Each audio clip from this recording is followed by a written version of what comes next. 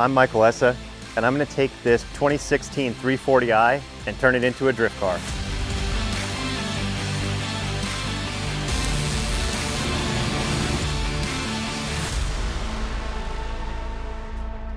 It's a 2016 340i. It's an F30 chassis code. It's basically the same chassis as an F30 M3, but it's narrow body. So you don't have the, the big M flares on it. You don't have the M engine. This thing's got the B58, which is what comes in the new Supras. These cars are getting cheaper and cheaper. They're very good cars. They go for about 25 grand to 30 grand, somewhere in that range.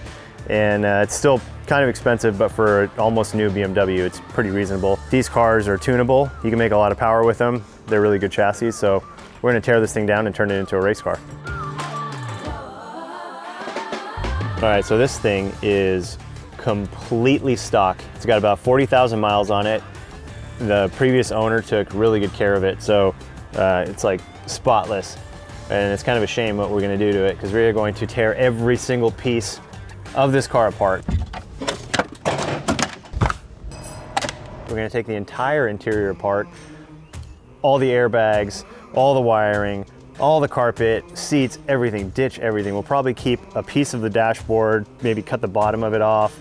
But other than that, it's gonna be 100% like torn out, caged, full-blown race car. And it's gonna be a lot of fun. These doors look like they come off super easy, so it should only take about 10 minutes to get all the doors off the car, and then we'll have an easy place to work. They're a little labeled baggie to put all these parts in so we can find them later. They have tons of airbags in these cars. There's like bags inside of here.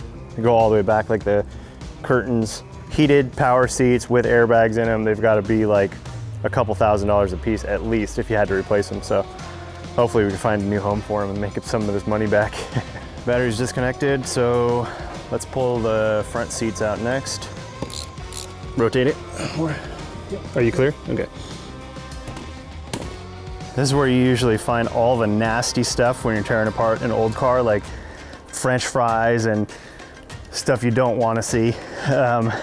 Smashed ketchup packs.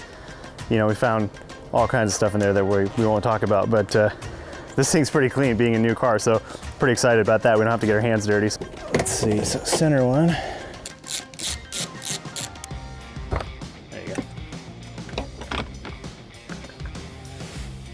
And Cheez-Its, a Jolly Rancher. There's an old Band-Aid that definitely came off a kid's finger. All right, let's grab the vacuum.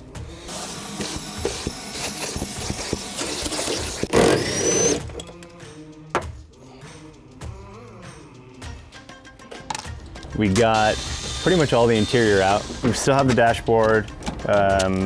Dashboard kind of hangs onto the steering column, so for right now we'll leave that. And we've also got to drain the air conditioning system, drain the water. We've got to pull the whole, like the heating, cooling system out. And I think that all comes out with the dashboard, so we'll take that giant piece out later.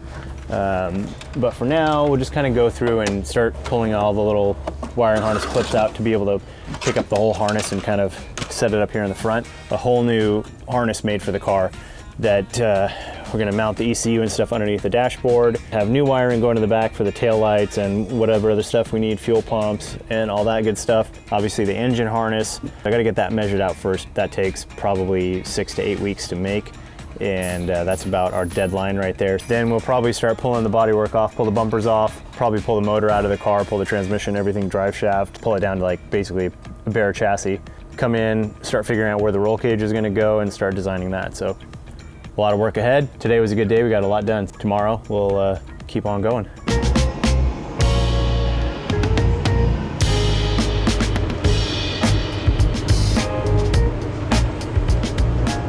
Day 2, we've got all the interior stripped out of it. We still have the dashboard in there, so we still got the heater core and the AC stuff.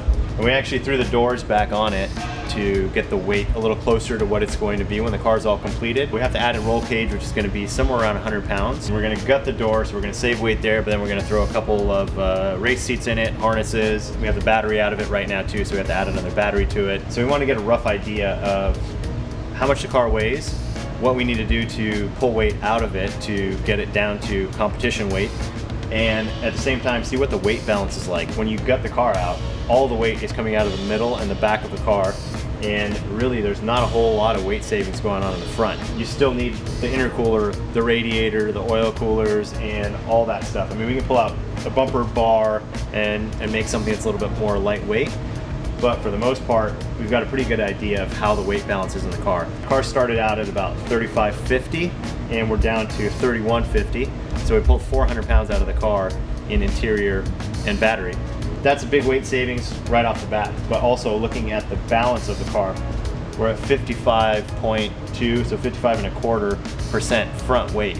In my opinion, you want about 51 to 52% front weight, so we're gonna need to shift some of the weight back in the car. Do a rear mount radiator, which gives us more room to put a bigger intercooler and kind of shift everything back, so we have more room in the front of the car for kind of crash protection. We may even be able to move the engine back and down a little bit, but that's going to be something that we're going to find out today after we pull the engine out of it, clear all the extra plastic and insulation and stuff, and see how much room we actually have to work with. We got the car weighed, we're ready to put the car up in the air, drain all the fluids. There's a technique to this so you don't get a bunch of oil on your hands. So fill your hand with oil. Start disconnecting the drive shaft, everything on the bottom. Drop the car back down, we'll pull the bumper and all the front fascia stuff off of there, and hopefully we'll be able to yank the motor out in a few hours, so we're gonna get to it. And you did a bunch of stuff. So how do you take this drive shaft off? You need like a special wrench or something, and like it's like an opposite thread, or? Even getting these out, there's a tool for it, but we were able to pry bar and smash the shit out of it. Smash. I'm old school where you have like 4 bolts, you know, or a guibo. Oh yeah. I was like, do you have a 2-inch wrench or a 50? He's like, I might have 50. All right, so it's regular thread. You're just gonna guess? You didn't even get an answer. One way it's gonna come loose and one way it's not. Clockwise. But is it clockwise towards the drive shaft or clockwise towards the diff? Car off the lift. All right. Bro, There we go. Oh, you got it. Well, it's moving. Maybe this is the direction that damages it. I don't know. It feels like it's getting tighter. I mean, I think it is probably backing out a little because the wrench is going in easier now.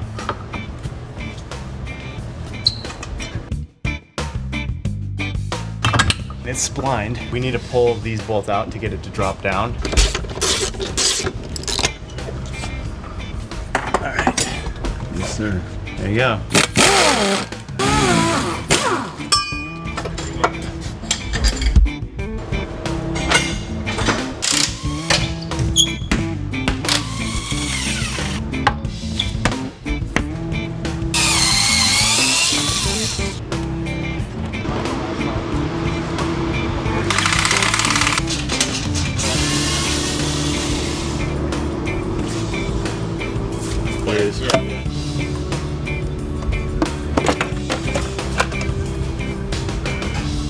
There's the turbo. Oh, yeah, he's weak.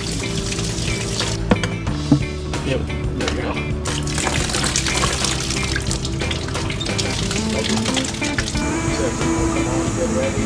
Yep. That's cool. It's got like a rubber isolator mount and bracket here, straight up and out. Yeah. You have to grab the middle bracket. Yeah. Okay.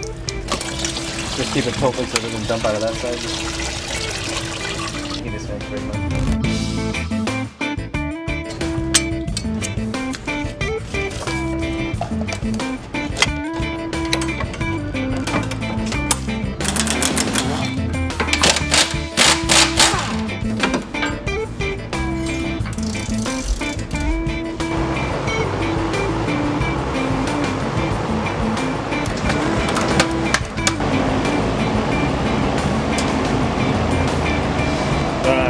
The training bolts.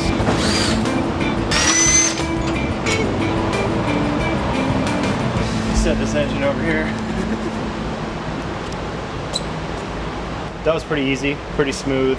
There's a lot going on here, but it's actually pretty accessible, so yeah, not bad. Now we can take a look at the chassis and the firewall and see if there is any room to move the engine back. From what I saw when we were taking it out, I think we only have about a ½ inch, so there's not really any room unless some of those panels are just bolted on. We'll give some clearance, but take a look at that right now and then get a better idea of what we've got to work with.